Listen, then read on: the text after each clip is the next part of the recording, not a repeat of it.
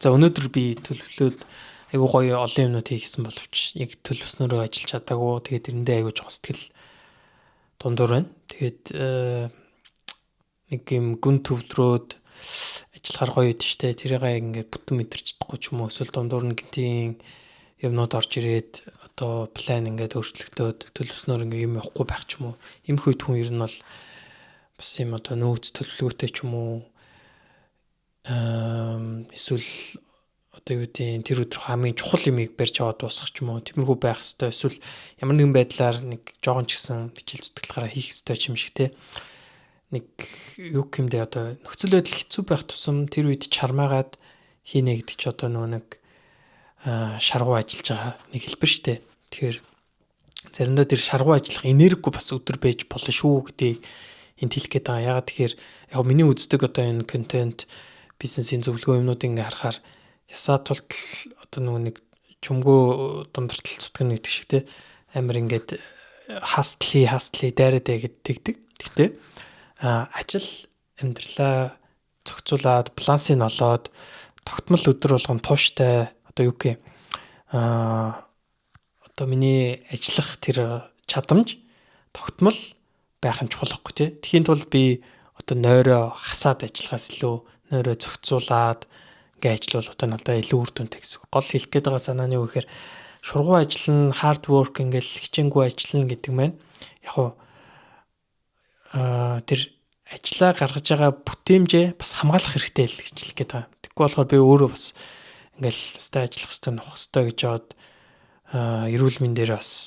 баггүй хохирчээсээ удаа байгаа. Тэгэхээр хүн бас нөгөө нэг амралтаа айгу зохицуулах хэрэгтэй байна гэж бодож. Тэгээ өнөөдөр бол челленжийн 5 дахь өдөр ингээд YouTube дээр бичлэг оруулж байгаа. Өнөөдөр бол жоохон офф одоо нэг юм уруу дорой гэдэг шиг тиймэрхүү төрлийн өдөр байна. Ер нь бол энэ бичлэгийг баг хийхийг хиймэргүй хүртэл санагдсан. Тэгээ одоо Германд хэд болж байгаа юм бэ? 10:51 болж байна. Тэгээд эцсийн минутад юу гин зорилго тавьсан юм чи ингээд 30 өдрийнхөө чаленж үргэлжлүүлнэ гэд ингээ өнөөдөр бичлэг хийж байна. Тэгээд энэ хүртэл үтсэнд баярлалаа. Тэгээд хэдүүлээ чаленжаа үргэлжлүүлээд ямар ч өдөр болгон энэ чаленжийг яаж цааш нь авч явах уу гэдэг дээр ингээд бодлоод орж ирээд байгаа. Ямар ч бүр яг анх эхэлжсэн өдрөө бодвол бас ингээд 5 өдөр өнгөрчлөө. Яг дөнгөж 5 өдөр юм шиг санагдаж боловч би ингээд өмнө нөгөө нэг YouTube дээр контент оруулна гэдгийг амар их ингээ удаан бэлдээд ингээд скрипт гаргаад ч юм уу бичвэр гаргаад анимашн edit энтер ингээд хийгээд оруулах хэрэгтэй гэж боддог гэсэн. Тэгтэл ер нь зүгээр камерын өмнө чөлөөтэй үзэл бодлоо илэрхийлэх бас ингээ ягаад яриагаа оруулчихлахгүй гэж те.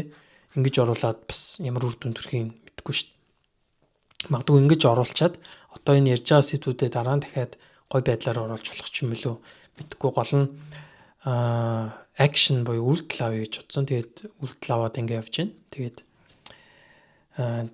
чамд нэг юм уруу дорой өдөр тулгарсан эсвэл одоо байсан бол тэ тэр өдрөө хүн ингээд ер нь давчдээ шүү.